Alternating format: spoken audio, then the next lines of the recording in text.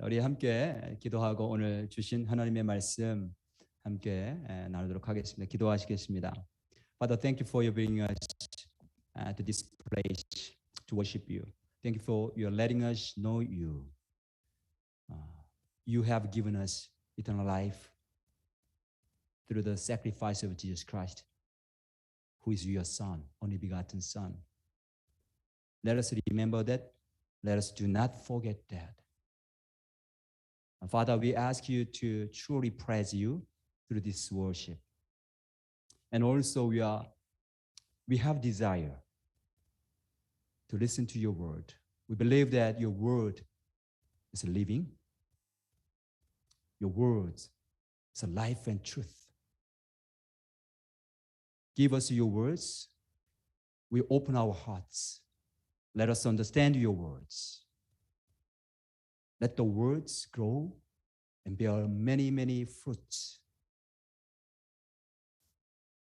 In Jesus' name we pray. Amen. Amen. 우리 다니엘 기도회가 오늘 아침으로 이제 끝났습니다. 굉장히 큰 은혜를 주셨어요. 너무나 감사하고 참 우리 교회를 향한 하나님의 특별한 축복이 있구나 이거를 다시 한번 확인하는 시간이었습니다. 어제가 아니라 그저께 목요일입니다. 목요일 날 집회 마지막에 이제 우리가 기도하는 시간을 갖고 있었어요. 그리고 이제 무심코 제가 이제 눈을 들어서 이제 화면을 봤는데 그 화면에 이렇게 쓰여 있는 거예요. 시편 23편 1절에서 4절, 그다음에 6절 장세호 목사. 이런 집회 안내문, 다음 날 안내문이 화면에 뜬 거예요. 제가 그걸 보면서 눈이 동그래져서 깜짝 놀랐어요. 왜냐하면 그 시편 23편 6절이 제가 이번 주 주일날 생각하고 묵상하고 있었던 본문이었기 때문에 그렇습니다.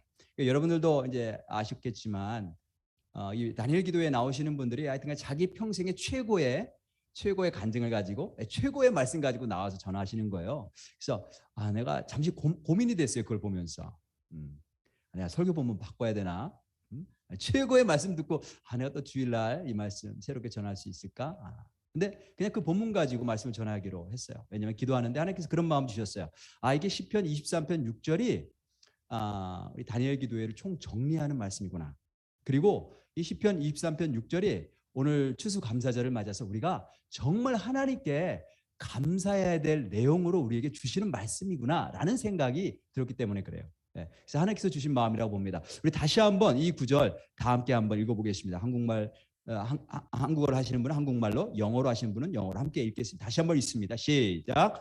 내 평생의 선하심과 인자하심이 반드시 나를 따르리니 내가 여호와의 집에 영원히 살리로다. 아멘.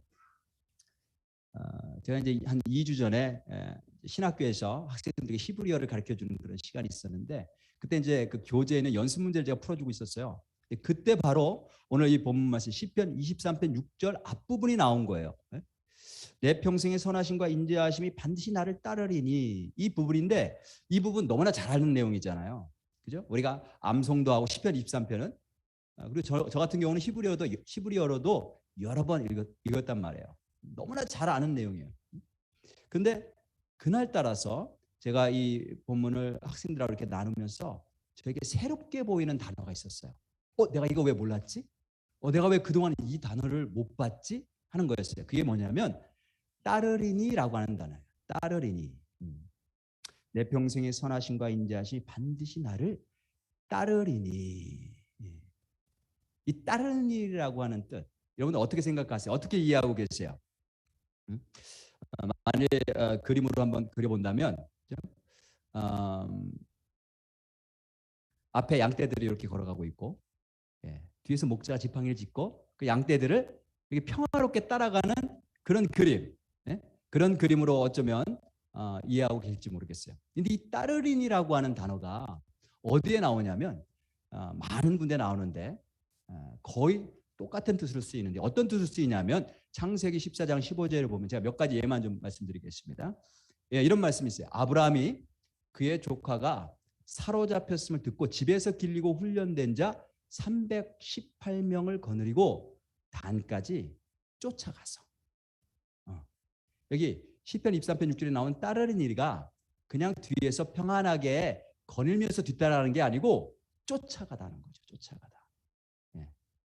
자기 조카 롯이 붙잡힌 것을 알고 그걸 구하기 위해서 훈련된 사람을 데리고 쫓아가는 거예요. 그 다음에 사사기 9장 40절에 보면 또 어떤 본문이 있냐면 아비멜렉이라고 하는 사람이 나오는데 그 아비멜렉과 대항해서 가알이라고 하는 사람이 일어납니다. 그래서 이제 전쟁이 일어나는 거예요. 아비멜렉과 가알과 전쟁이 일어나는데 이 본문에 이런 말씀입니다. 사사기 9장 40절에 아비멜렉이 그를 추격하니, 가알을 추격하니. 여기서 추격하다라고 하는 이 뜻 있잖아요. 이 단어 있잖아요. 이게 똑같은 단어가 쓰였어요. 그러니까 시편 23편 6절에 나오는 따르리니라고 하는 이 단어의 뜻은 추격하다, 쫓아가다 이런 뜻이에요. 영어로 말하면 pursue, chase. 그러니까 느긋하게 뒤로 이렇게 따라간다라, 걸어가다라고 하는 의미로 쓰인 적은 한 번도 없어요. 그러니까 어떤 의미냐면 추격해서 따라가 잡는 거예요. 반드시 잡는 거죠. 그다음에 본문에 보면 그 앞에 강조하는 단어가 있죠. 반드시, 반드시, 틀림없이 나를 따라잡는다는 거예요. 그리고 몇 번 그렇게 하시다가 마음에 안 드시면 그만두시는 게 아니라 뭐라고 말씀하세요? 내 평생에, 내 평생에 그렇게 하신다는 거예요. 그다음에 이 따른다라고 하는 단어를 이렇게 보면 그 모양이 어떤 의미냐면 계속적으로 그렇게 하신다 이런 의미가 있어요. 한 번만 하고만 하시는 게 아니라 계속적으로 끊임없이 미완료형이거든요. imperfect form인데 계속해서 그렇게 하신다는 거예요. 자, 다시 한번 그림을 한번 그려보세요. 양이 앞에 가고 목자가 뒤에서 쫓아가면서 추격하고 있어요. 목자가 왜 양을 추격할까요? 평안하게 안전하게 좋은 길로 바른 길로 가는데 목자가 추격할까요? 그게 아니에요. 잘 가는 양도 있지만 어떤 양들은 길을 잃어버리고 잘못된 길로 가는 거예요. 근데 자기가 그 길을 좋은 길로 알고 자기가 잘 가는 줄 알고 막 달려가는 거예요. 근데 그 길 앞에는 낭떠러지가 있어요. 그냥 내버려 두면 떨어져 죽는 거예요. 지금 거기를 달려가고 있는데 목자가 가만히 있을 목자가 어디 있겠어요. 그러니까 앞에서 잘못된 길로 막 달려가는 그 양을 쫓아가서 달려가는 거죠. 추적하고 쫓아가서 막대기로 치고 그다음에 지팡이로 목을 잡아서 구원해내는 거예요. 그 목자의 모습을 그리고 있는 거예요. 근데 양이 그렇게 한 번만 실수하고 깨달으면 좋겠는데 이 양이라고 하는 짐승은 너무나 어리석어서, 그죠? 지난번에 실수한 걸 또 하고 또 엉뚱한 것을 또 가고 자기가 원하는 것으로 또 달려가고 거기에 좋은 것이 있는 줄 알고 달려가는 거예요. 근데 그 길은 죽는 길이란 말이에요. 근데 그거를 양은 몰라요. 자기는 열심히 좋은 것을 쫓아서 잘 가고 있다고 생각해요. 근데 목자는 그쪽으로 가면, 그렇게 달려가면 죽는다고 생각을 하는 거예요. 그러니까 또 달려가서 양을 구하는 거예요. 그런 일이 계속되는데 언제까지 계속돼요? 양 평생에, 양 평생에 그런 일이 계속된다는 거예요. 근데 그럴 때마다 목자는 반드시 달려와서 구해낸다는 거예요. 그래서 우리가 읽진 않았지만 1절에 여호와는 나의 목자시니 내게 부족함이 없으리로다. 그죠? 자, 근데 여기 보니까 뭐가 그렇게 쫓아온다고 말씀하세요? 뭐가 나를 따른다고 말씀하세요? 하나님이 따라오시겠죠? 근데 하나님이라고 말씀하시지 않고 뭐라고 표현해요? 선하심과 인자하심이. 사람이 아닌데, 그죠? 마치 사람처럼 표현했어요. 이거를 예전에 우리 학교 다닐 때 의인화다 이렇게 표현했어요. 의인화. 사람이 아닌데 사람처럼 표현하는 거예요. 선하심과 인자하심이 나를 따라온다는 거예요. 근데 그것이 하나님의 선하심과 인자하심이죠. 나는 내가 잘 사는 줄 알고 열심히 달려가는데 그 길이 죽는 길이었어요. 근데 하나님께서 막대기와 지팡이로 나를 구원하셨는데 그 순간에 그 하나님의 손길을 느끼고 체험되는 게 뭐냐면 하나님의 선하심과 인자하심이라는 거예요. 하나님 선하신 분이시구나. 하나님 인자하신 분이시구나. 그때 깨달아 안다는 거예요. 자, 그러면 선이 무엇일까? 그날 금요일 날 말씀하신 그 히브리 대학에서 공부하신 예루살렘에 계신 그 목사님이 너무나 잘 말씀하셨는데 선이란 뭐냐면 토브라고 하는 단어예요. 토브. 좋아. 이거를 토브 그래요. 토브. 이 토브라고 하는 좋다라고 하는 이 뜻은 창세기 1장에 나오는데 창세기 1장에 어디에 나오냐면 하나님 천지를 창조하실 때 이 토브라고 하는 단어를 계속해서 사용하세요. 예, 빛이 있으라 하심에 빛이 있었고 그 빛이 하나님 보시기에 좋았더라. 예, 좋았더라. 이렇게 표현하시는 거예요. 하나님이 만들어 놓으시고 좋았다 그렇게 말씀하세요. 예, 자기 만족이 아니고요. 예, 자화자찬이 아니세요. 내가 만든 거 보니까 참 좋은데 그런 뜻이 아니고 좋았더라. 이건 뭐냐면 선했더라 이란 뜻이에요. 피조물이 선했더라. 하나님이 만드셨는데 보니까 선했더라. 근데 이 표현이 창세기 1장에 계속 반복돼요. 왜 반복돼요? 중요하니까 강조하고 있는 거예요. 그걸 왜 강조하냐면 하나님이 선하시다는 걸 우리가 잊어버리고 살기 때문에 그런 거죠. 하나님은 선하신 분이시다. 하나님의 본성은 선하신 분이세요. 그래서 그분이 선하신 분이시기 때문에 그분이 만드신 것도 당연히 선하게 나오는 거예요. 선하게. 그 영화 오징어 게임 제가 아직 안 보았는데 굉장히 잔인하다고 그래요. 그래서 제가 지금 고민하고 이제 봐야 되나 말아야 되나. 잔인. 왜 그렇게 잔인하게 만들었을까요? 그 영화를 만든 감독 안에 그 잔인성이 있기 때문에 그래요. 그 잔인성이 있기 때문에 그게 표현되는 거예요. 영화든 음악이든 미술이든 문학이든 무엇이든지 간에 작가가 자기가 가지고 있는 생각, 자기가 가지고 있는 그런 어떤 영혼, 그 영혼의 세계를 나타내게 되어 있어요. 그래서 작가의 영혼이 깨끗하면 그 작품에 깨끗함이 나와요. 아까 우리 김예주 작가, 우리 시인 시를 들었잖아요. 뭐가 느껴지세요? 너무 깨끗하죠. 깨끗함. 그 영혼이 느껴지는 거예요. 그게 감동 있는 거거든요. 작가가 퇴폐적이면 안에 지저분한 것만 생각하면 그 퇴폐성이 지저분함이 작품에 나오게 되어 있어요. 그래서 저는 우리 아이들에게도 좀 그렇게 얘기를 하는데 유스 아이들 있잖아요. 유스. 세상적인 음악을 너무 많이 들으면 안 돼요. 왜냐하면 그 모든 것들 속에 반드시 세상의 혼이 담겨져 있기 때문에 그래요. 영향받게 되어 있어요. 하나님께서 만드신 피조물이 선했다고 그랬어요. 좋았다. 선했다. 왜 선했을까요? 하나님이 선하신 분이시기 때문에 선한 것이 나온 거예요. 이거를 내가 아는 것이 왜 중요한가?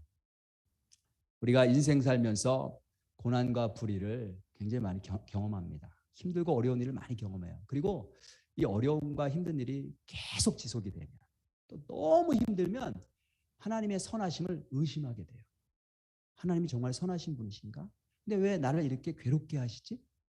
하나님 정말 날 사랑하시나? 근데 왜 나를 이렇게 아프게 하시지? 왜 나에게 이런 악을 허락하시지? 이런 질문이 된단 말이에요. 그래서 성경은 가장 첫 번째 장부터 하나님은 선하시다라는 것을 우리에게 알려주세요. 그걸 잊지 말라는 거예요. 그것을 잊지 말라. 그러면 우리가 왜 악을 경험할까요? 왜 악한 일이 우리 안에 이렇게 나타날까요? 인간이 불순종하고 반역함으로 타락했기 때문에 그래요. 그리고 모든 만물이 그 영향 아래에서 부패하고 변질되었기 때문에 그래요. 하나님께서 하시는 일은 그를 회복시키시는 거예요. 그것을 회복시키시는데 선하게 다시 바꾸시는 거예요. 하나님이 선하시기 때문에. 저희 둘째 아들 형제가 제가 이 얘기 한다고 했더니 하지 말라고. 하나님의 영광을 위해서 해야 된다. 지난 우리 야외 예배 드렸잖아요. 야외 예배 때 예배는 안 드리고 물가에서 놀았어요. 예배 시간에. 그러면서 셀폰을 물에 빠뜨렸대요. 그래서 폰을 못 쓰게 된 거예요. 이게 순식간에 일어났어요. 근데 그 셀폰이 어떤 폰인지 아세요? 제가 근래 폰을 사줬거든요. 근래에. 폰이 없다가 근래 사줬는데 폰을 사준 지 얼마 안 돼서 성적이 팍 떨어졌어요. 매스 시험을 봤는데 50가 나왔어요. 50. 그래서 셀폰을 반납해야 되죠. 부모에게. 그럼 반납해야 되는 거예요. 반납해서 제가 뺐었어요. 그랬더니 정말 열심히 공부하는 애가. 그 성적 마지막 내는 피리오드가 곧 끝나요. 한 2주인가 3주 있으면 끝나는데 정말 열심히 하더라고요. 있는 힘을 다해서 열심히. 그래서 에버리지 9로 올렸어. 점수가 회복된 거예요. 다시 셀폰을 받았어요. 그리고 하루 만에 빠뜨렸어요. 제가 토요일 날 줬는데 주일 날 빠뜨렸어. 목사인 아빠는 그 앞에서 그때 어떤 말씀을 하셨는지 혹시 기억하신 분 계신지 모르겠어요. 예배가 중요하다. 예배와 전도는 똑같은 것이다. 우리가 예배만 잘 드려도 하나님을 증거하는 것이다. 지금 이 야외에 나와서 예배만 잘 드려도 지금 하나님을 모르는 이 주변에 있는 사람들에게 하나님을 증거하는 전도가 되는 것이다. 그렇게 앞에서 열심히 설교하고 있는데 목사의 아들은 뒤에서 예배 안 드리고 물에 놀다가 빠뜨린 거예요. 집에 돌아와서 제가 성재에게 물어봤어요. 저녁 때 너 왜 이런 일이 일어난 것 같아? 물어봤어요. 그랬더니 성재가 뭐라고 대답하냐면 워닝인 것 같아. 워닝. 하나님께서 나에게 워닝을 주신 것 같아. 그래서 제가 하나님께 예배드리는 게 가장 중요하다. 그랬어요. 지난 주일 오후에 성재가 친구랑 같이 농구를 하다가 발목을 다쳤어요. 너무 아파서 걷지를 못한대요. 한쪽 다리를 들고 다녀요. 병원에 가고 싶다는데 병원을 안 데리고 갔어요. 근데 아내가 말하기를 그렇게 이야기를 하는 거예요. 그날 아침에 주일날 아침에 저는 이제 먼저 와 있었고 아내가 가서 데리고 왔는데 성재가 그날 아침에 예배를 안 드리겠다, 교회 안 가겠다 그렇게 고집을 피워서 너무너무 힘들었다는 거예요. 근데 교회 와서 친구가 농구하러 가자니까 뒤도 안 돌아보고 달려간 거예요. 근데 발목을 다친 거예요. 그래서 다음날 자기가 너무 아파서 견딜 수가 없대요. 병원을 좀 데리고 가달래요. 그래서 애를 데리고 병원에 갔다가 이머전시 룸에 갔는데 사람이 너무 많아서 야 우리 여기서 기다리면 새벽에 집에 가야 돼. 일단 집에 갔다가 어포인먼트 잡고 가자. 데리고 왔어요. 데리고 와서 차 안에서 제가 그 발을 붙잡고 기도를 해줬어요. 주님, 성재가 글쎄 그렇게 했다고 합니다. 주일날 예배 드리겠다고 하는데 너무 힘들게 하더니 친구가 농구하러 가자니까 뒤도 안 돌아보고 달려갔다고 합니다. 주님, 깨닫게 해주시고 회개하게 해주세요. 제가 하나님께 너무나 감사했어요. 폰이 물에 빠졌죠. 그 아이에게 정말 괴로운 일이에요. 야, 그걸 위해서 얼마나 정말 죽을 둥살둥 공부를 했는데 하루 만에 빠졌어. 얼마나 낙담이 될까요? 발목을 다쳐서 이제 교실을 매 시간마다 옮겨야 되는데 매번마다 늦을 뻔했다는 거예요. 매번마다 너무 괴로웠대요. 그러면서 병원에 보내달라고 조를 정도였어요. 그런데 그 모든 것이 하나님의 선하심이 달려와서 쫓아와서 더 늦기 전에 성재를 잡은 것으로 저는 믿습니다. 아무것도 모르는 어린 양이 자꾸 그쪽으로 가면 안 되니까 막대기로 치시고 지팡이로 잡아서 목을 잡아서 잡아내신 거예요. 그래서 하나님께 예배드리는 게 얼마나 큰 복인지 잊어버리지 않도록 계속 잊지 말아야 되는데 근데 우리는 자꾸 잊는다는 거죠. 평생. 근데 그 하나님의 선하심이 평생 나를 쫓아오신대요. 왜냐하면 하나님이 선하시기 때문에. 그래서 혹시 인생 살면서 내가 정말 소중하게 여기는 폰이 물에 빠져도 발목을 크게 다쳐도 하나님은 선하신 분이세요. 그 다음에 인자하심이라고 하는 단어가 인자하심, 히브리어로 헤세드라고 하는 단어인데요. 이 단어는 우리 지금 이 시편 23편 6절에는 인자하심 이렇게 번역이 됐지만 사실은 번역이 불가능한 단어예요. 번역이 불가능하다. 한글로는 뭐 여기 인자, 자비, 사랑 이런 단어로 번역됐어요. 영어로는 mercy, loving kindness, steadfast love 이렇게 다양한 단어로 번역이 됐어요. 무슨 말이냐면 이것이 무엇이다 딱 번역하기가 어려운 단어라는 거. 하나님의 사랑은 흔들림이 없습니다. 변함없이 우리를 사랑하십니다. 그 의미예요.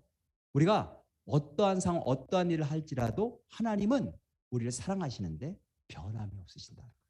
그래서 영어로 steadfast, 굳건하여서 흔들리지 않는 그런 love라는 거죠. 왜 그렇게 사랑하시냐면 우리와 맺은 언약 때문에 그래요. 언약. 다윗이라고 하는 사람이 구약 성경에 나오는데 다윗은 하나님의 마음에 합한 자가 되어서 목동이었는데 하나님께서 그를 왕으로 삼아 주셨어요. 근데 어느 날 성공하고 나서 왕이 되고 나서 모든 것이 다 평화롭게 되었을 때 그 마음이 부패하여서 죄를 짓습니다. 바세바라고 하는 유부녀와 간음을 하고 그 남편에게 들킬까 봐 그 남편을 살해합니다. 잔인하게 죽여버립니다. 근데 그 다윗의 행동이 하나님 보시기에 굉장히 악했다라고 그렇게 말씀하고 있어요. 그래서 하나님은 그 악한 다윗을 버리실 수 있으셨어요. 너 참 악하구나. 네가 나의 은혜로 이렇게 되었는데 나의 백성을 그렇게 해야 하다니 너 참 악하다. 버리실 수 있으셨어요. 근데 버리지 않으셨어요. 비록 다윗이 징계를 받지만 하나님께서 끝까지 다윗의 왕위를 지켜주십니다. 그게 하나님께서 그를 사랑하시는데 그 사랑, 그 인자하심, 그 헤세드를 거두지 않으신 거예요. 그게 헤세드예요. 헤세드를 한번 베푸시면 하나님은 거두지 않으세요. 왜 거두지 않으셨냐면 다윗과 맺은 언약 때문에 그래요. 이 하나님의 헤세드 때문에, 이 하나님의 인자하심 때문에 우리가 죽지 않고 사는 것입니다. 다시 죽었어야 돼요. 죽지 않고 사는 이유는 이 하나님의 변함없는 사랑, 인자하심, 헤세드 때문에 그래요. 노아와 맺은 언약 있잖아요. 그 언약이 사실 우리와 맺은 언약이세요.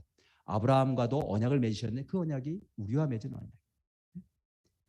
다윗과 맺은 언약도 우리와 맺은 언약이고요.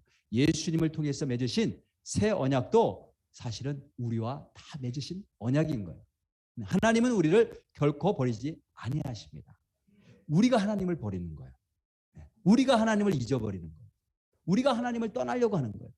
하나님은 우리 한 사람 한 사람을 최고의 가치로 여기시고 사랑하시는데 그 사랑은 흔들리지 않는 사랑이시라는 거예요. 근데 우리는 그 하나님을 너무나 자주 잊고 최고의 가치로 여기지 않고 뒤로 미룰 때가 참 많아요. 근데 그런 우리를 하나님은 결코 버리지 아니하십니다. 그게 헤세드예요. 그것 때문에 우리가 사는 거예요. 하나님의 헤세드 때문에 사는 거예요. 다윗은 나중에 그 요나단의 아들들이 있는데 다 죽고 유일하게 한 사람 남은 아들이 있죠. 무비보셋이라고 하는 아들이 있어요. 그 무비보셋을 거둬요. 보살펴줘요. 왜 무비보셋을 보살펴주냐면 요나단과 맺은 언약 때문에 그래요. 내가 죽더라도 내 집을 선하게 좀 대해주라. 그 언약 때문에 요나단의 집안에 살아남은 사람이 누구냐? 한 사람이 있는데 무비보셋입니다. 근데 그 무비보셋은 양발을 다 절었다고 그래요. 양 두 다리 다 절었어요. 무비보셋을 부르고 그에게 그 할아버지 사울, 그 왕이었으니까 얼마나 많은 땅을 가지고 있었겠어요? 그 땅을 다 돌려줘요. 그리고 그 종들을 다시 다 돌려줘요. 그리고 네가 죽을 때까지 나와 함께 먹자. 왕의 가족이 되어서 왕의 식탁 테이블에서 함께 먹게 됩니다. 요나단과 맺은 그 언약 때문에 다윗이 지금 무비보셋에게 뭐를 베풀고 있는 거예요? 헤세드, 인자를 베풀고 있는 거예요. 자비를 베풀고 있는 거예요. 그걸 헤세드라고 해요. 언약을 맺었기 때문에 사랑을 베풀고 있는 거예요. 얼마 후에 반란이 일어났어요. 다윗이 쫓겨 도망갑니다. 그 아들 압살롬이 반란을 일으켜서 도망가죠. 왕위를 다 버리고 이제 도망갑니다. 그때 이제 무비보셋이 집에서 나와서 나귀를 타고 다윗과 함께 가려고 하는데 그 종 시바가 속여요 무비보셋을. 그래서 따라가지 못하게 하고 집에 남아 있게 하고 자기 혼자 다윗에게로 옵니다. 다윗에게 찾아와서 다윗에게 거짓말을 하죠. 왜 무비보셋을 안 하느냐 했을 때 그 무비보셋은 반란군의 그런 편에 섰습니다. 하나님께서 이 왕조를 우리 집안에 다시 돌려주기를 원한다. 이렇게 말한다고 속여요. 그 말을 듣고 다윗이 분노합니다. 분노해요. 그러고 나서 어떻게 해요?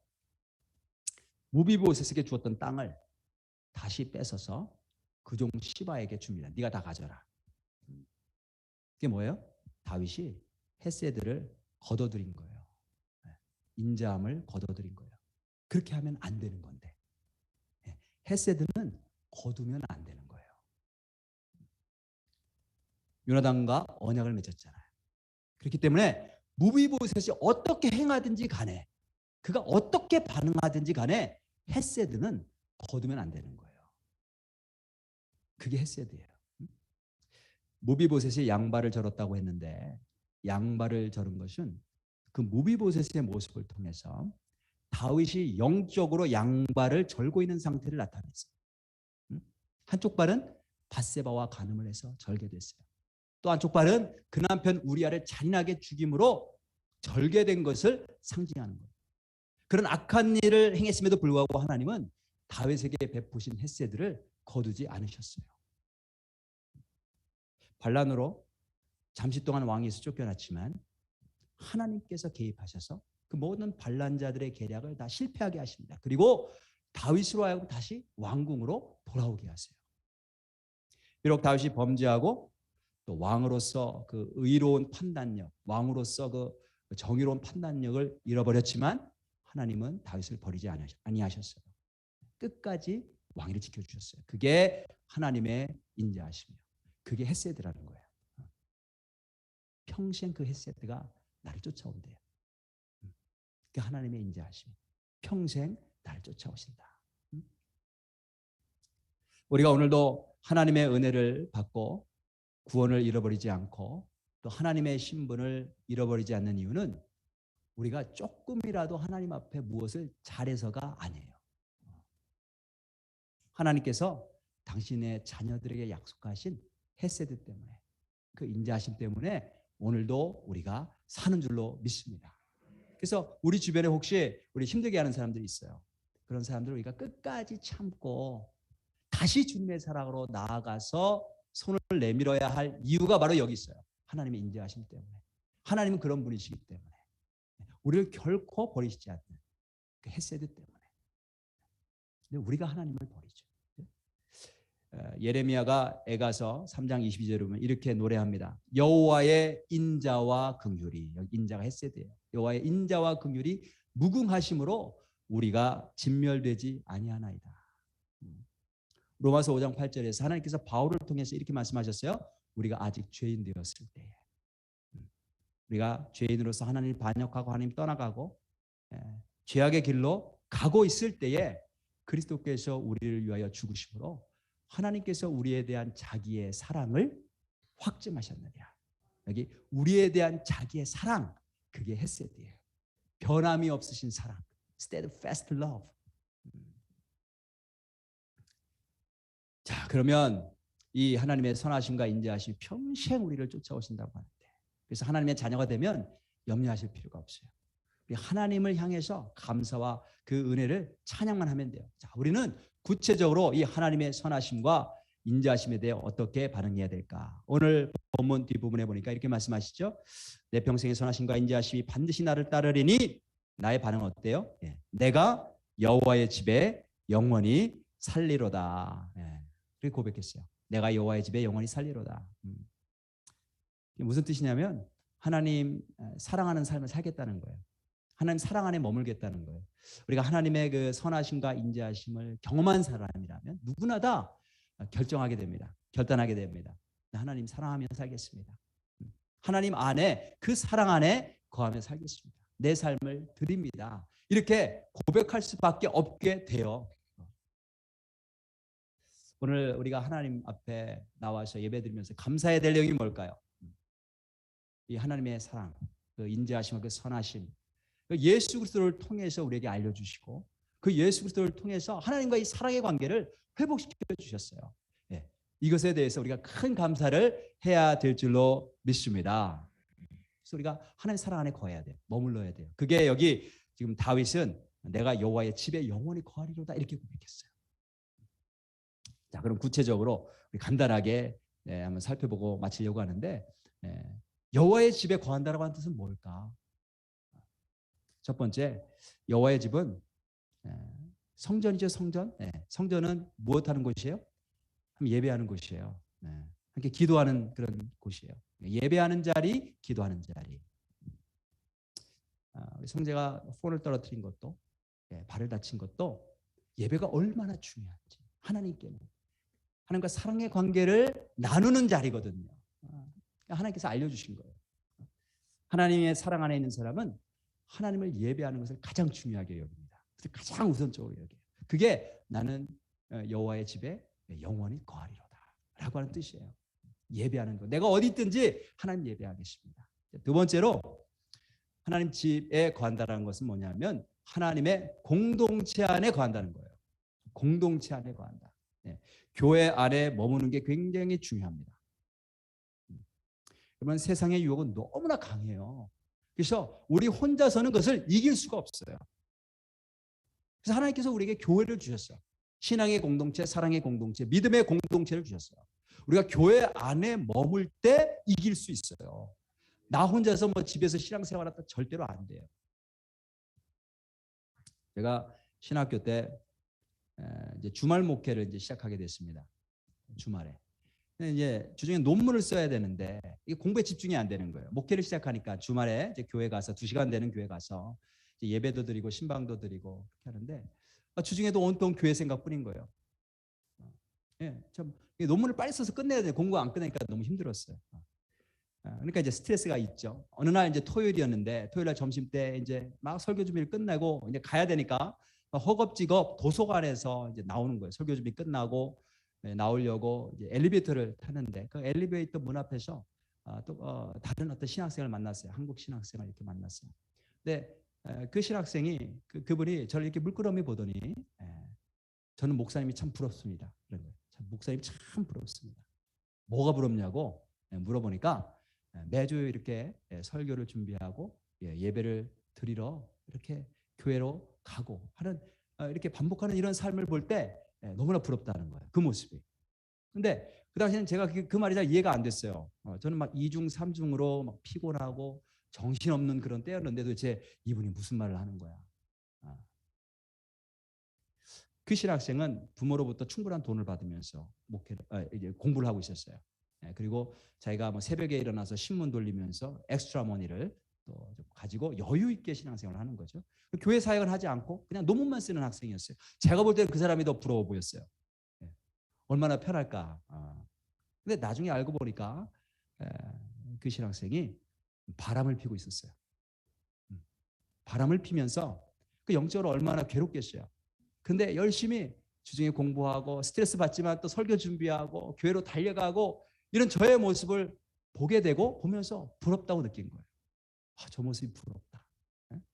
우리가 때로는 신앙생활하면서 피곤할 때가 있고 메마를 때가 있고 힘들 때도 있어요. 그런데 교회 공동체 안에 머물러 있는 것이 복인 줄로 믿습니다.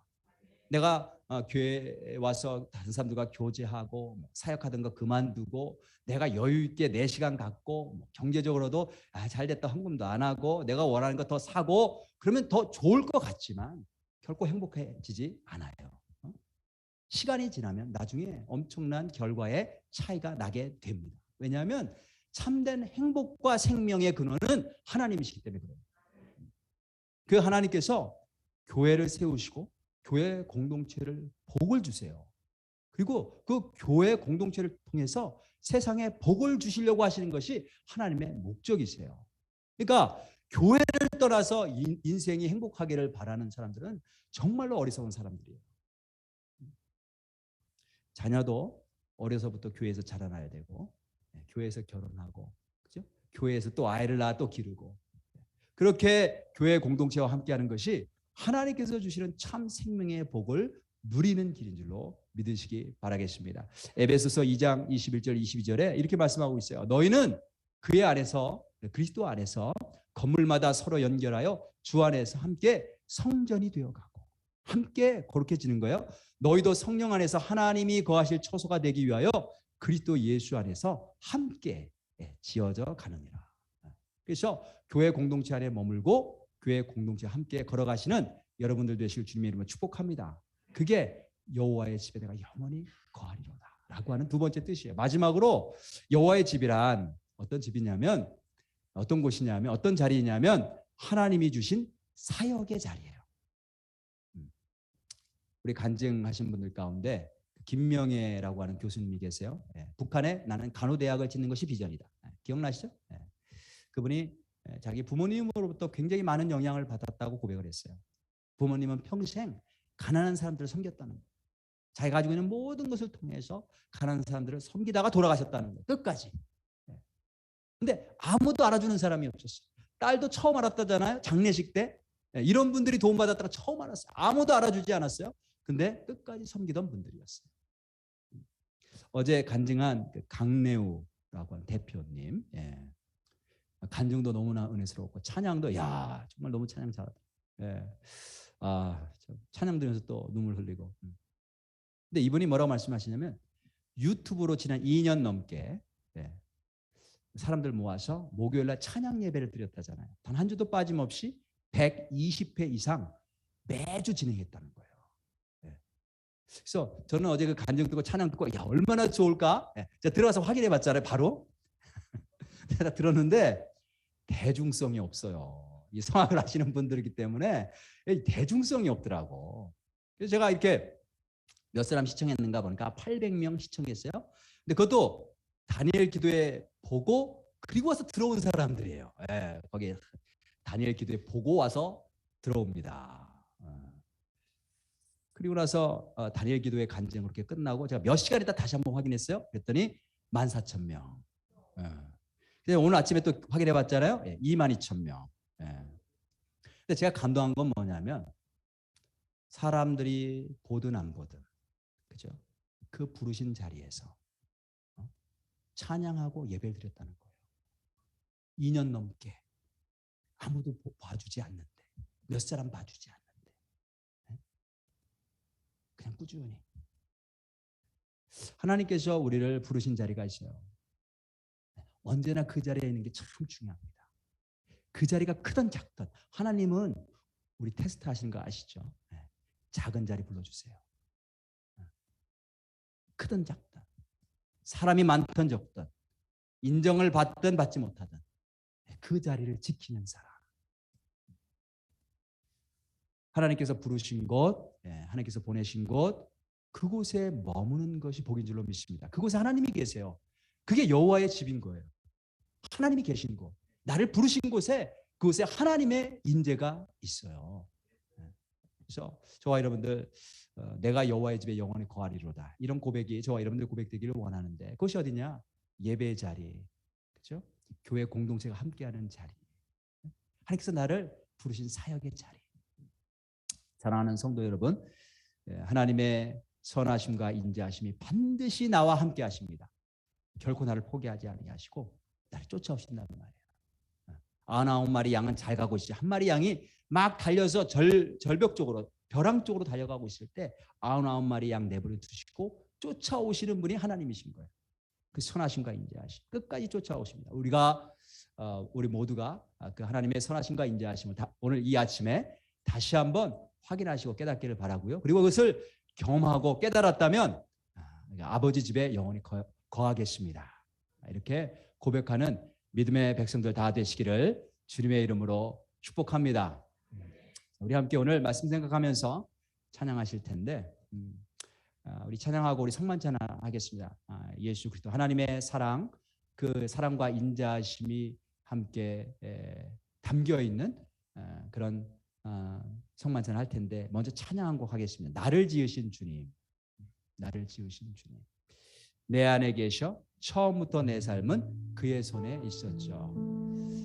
우리 파워포인트가 준비가 됐나요?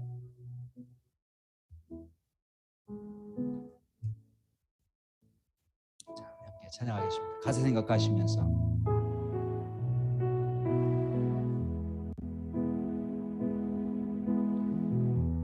나를 지으신 주님 내 안에 계셔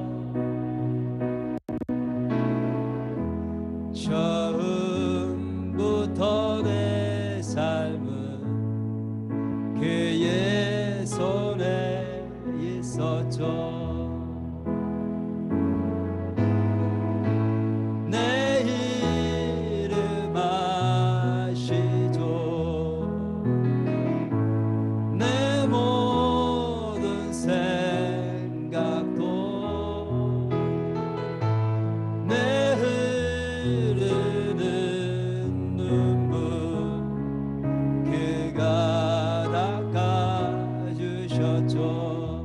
나를 지으신 주님 한 번 더 찬양합니다. 나를 지으신 주님 내 안에 계셔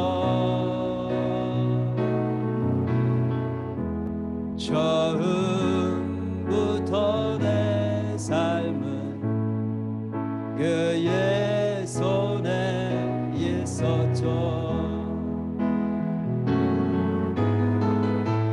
내 이름 아시죠.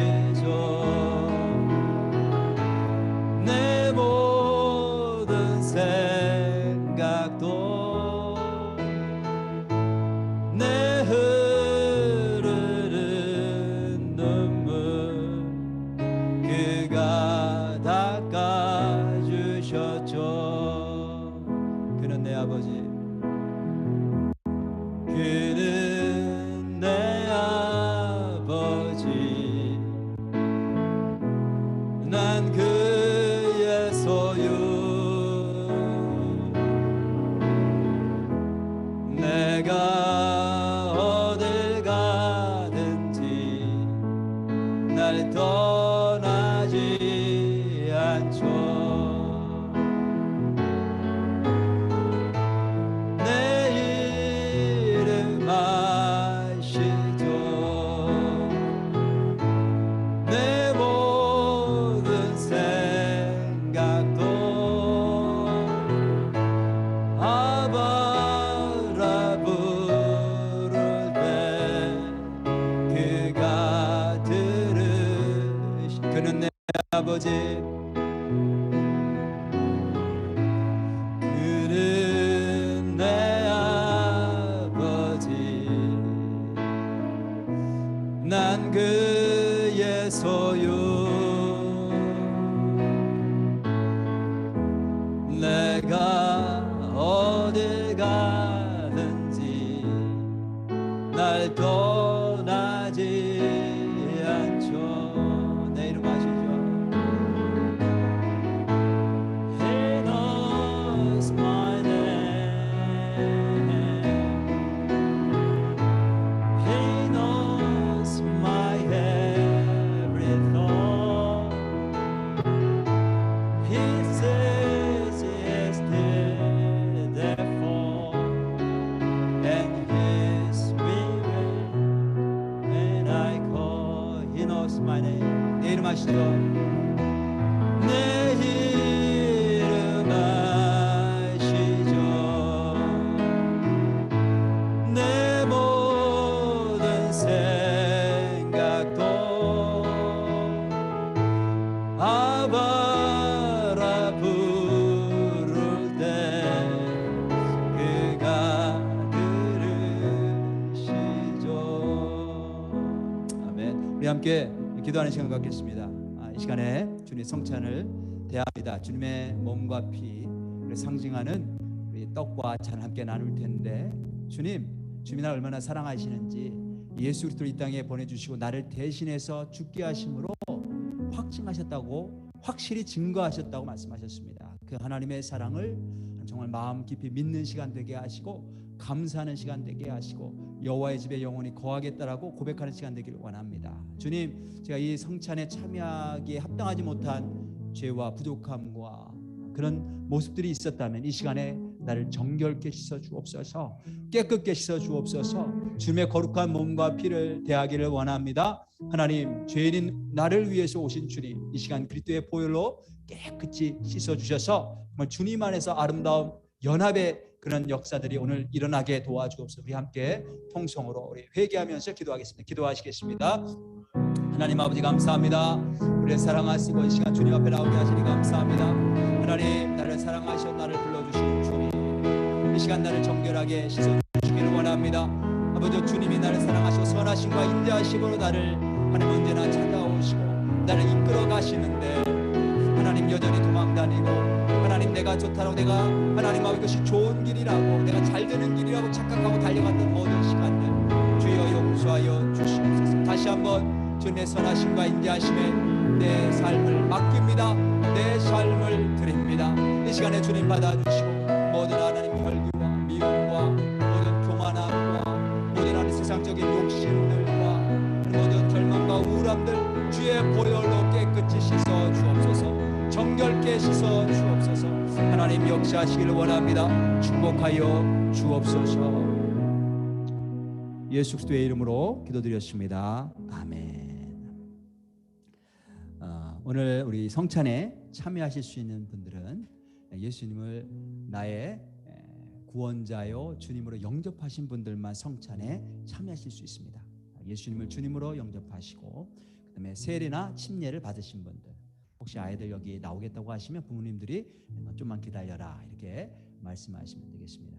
자, 성찬이 시작이 되면 여러분들 이 가운데 통로로 앞에서부터 좀 이렇게 나오시고 두 팀으로 나눠 계십니다. 그래서 왼쪽 오른쪽 떡을 받으시고 잔을 받으시고 드시지 말고 가지시고 양옆 복도로 다시 나가셔서 자리에 들어가시면 되겠습니다. 그리고 떡과 잔은 우리가 다 함께 먹고 마시는 걸로 그렇게 하도록 하겠습니다. 우리 도움을 주실 분들 좀 앞으로 나오시길 바라겠습니다. Please help us come forward.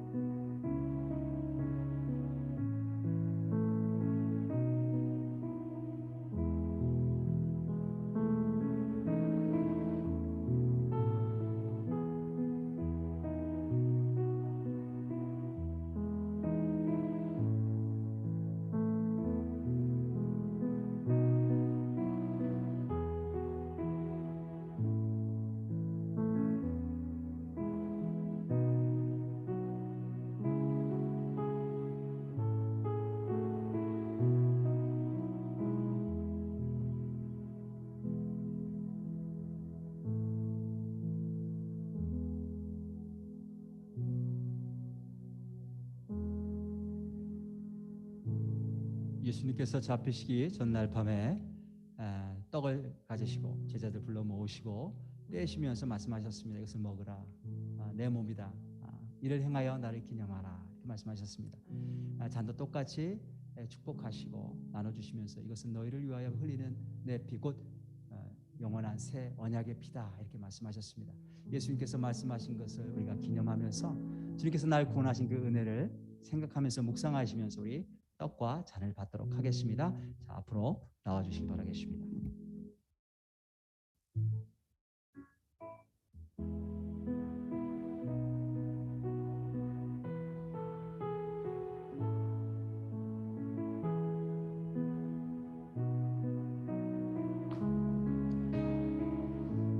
주님의 몸입니다. 주님의 피입니다.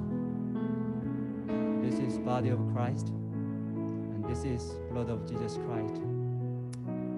주님의 몸입니다. 주님의 피입니다. This is body of Christ and this is blood of Jesus Christ. 주님의 몸입니다. 주님의 피입니다. This is body of Jesus Christ. This is blood of Jesus Christ.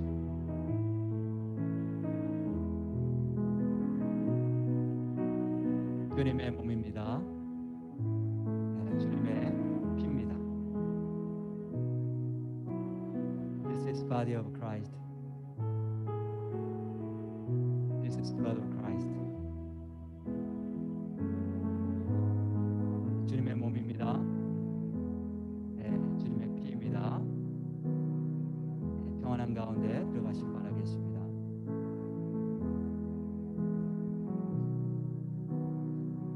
This is body of Christ. This is blood of Jesus Christ.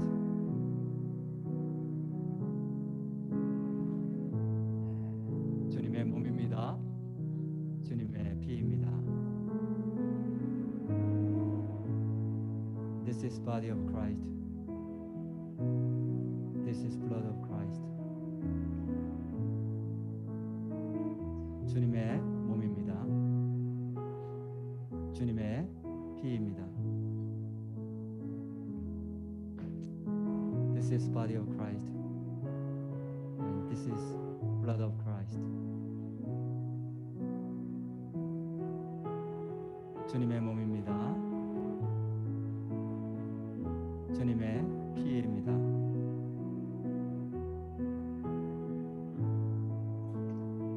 This is body of Christ.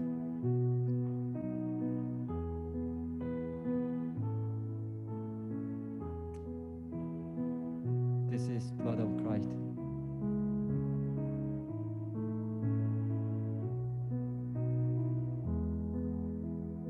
주님의 몸입니다.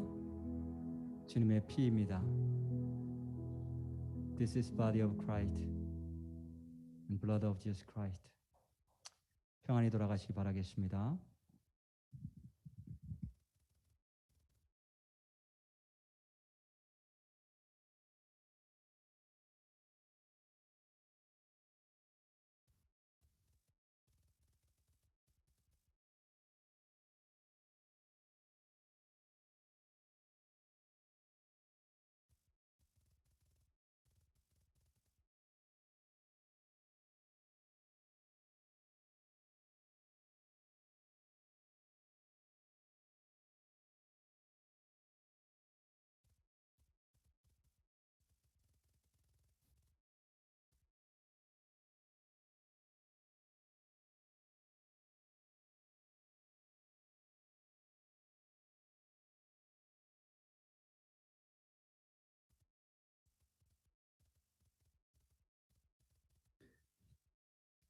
예수님께서 우리를 위해 당신의 몸과 피를 주셨습니다. 왜 주셨을까요? 제가 묵상해 보니 크게 두 가지인 것 같습니다. 먼저 우리가 떡을 먹으면서 첫 번째 의미를 생각하기를 원합니다. 주님께서 우리에게 당신의 몸과 피를 주신 이유는 우리에게 당신의 영원한 생명을 주시기 위함입니다. 이 떡을 먹을 때에 주님의 영원한 생명이 나와 함께하고 있음을 믿으시면서 믿음으로 드실 수 있길 바라겠습니다. 드시겠습니다.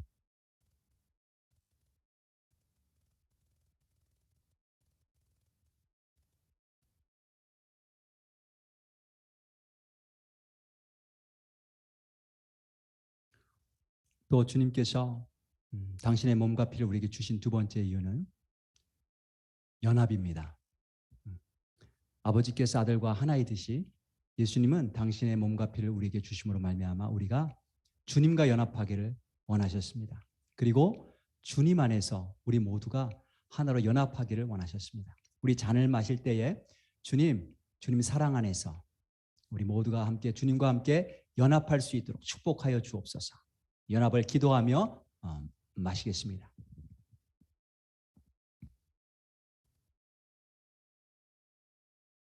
컵은 자리에 내려놓으시면 되겠습니다.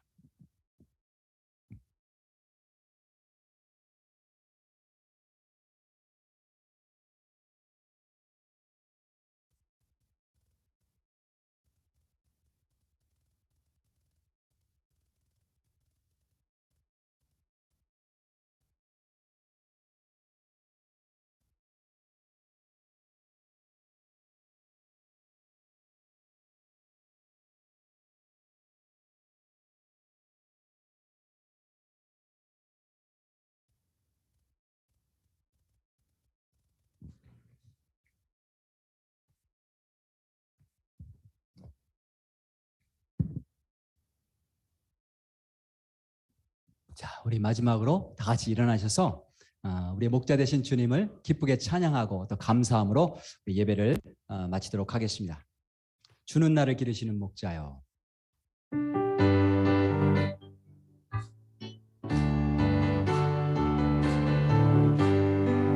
주는 나를 기르시는 목자요. 나는 주님의 귀한 어린 양. 푸른 풀밭 맑은 시냇 물가로 나를 인도하여 주신다. 주는 나의 좋은 목자. 나는 그의 어린 양. 저를 따라 꼴을 먹여주시니 내게 부족함 전혀 없어라. 예쁜 새들 노래하는 아침과 노을 비키는 고운 황혼에 사랑하는 나의 목자 음성이 나를 언제나 불러주신다. 주는 나의 좋은 목자. 나는 그의 어린 양. 저를 따라 꼴을 먹여주시니 내게 부족함 전혀 없어라. 못된 짐승 나를 해치 못하고 거친 비바람 삼지 못하리. 나의 주님 강한 걸치사 나를 주야로 지켜주신다. 주는 나의 좋은 목자 나는 그의 어린 양 저를 따라 꼴을 먹여주시리 내게 부족함 전혀 주는 나의 좋은 목자 주는 나의 좋은 목자 나는 그의 어린 양 저를 따라 꼴을 먹여주시니 내게 부족함 전혀 없어라.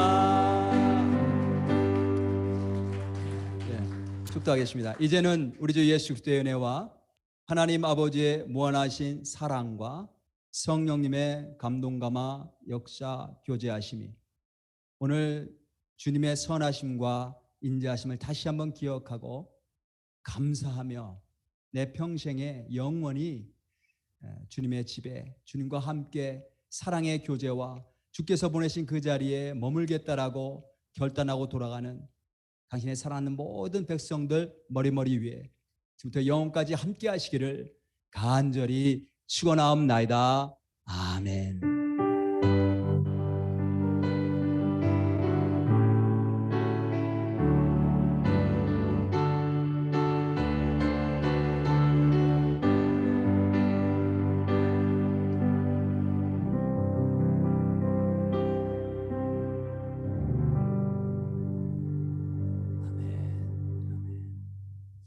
우리 예배 마쳤습니다. 서로 인사하시고 또 우리 좋은 교제 나누시길 바라겠습니다.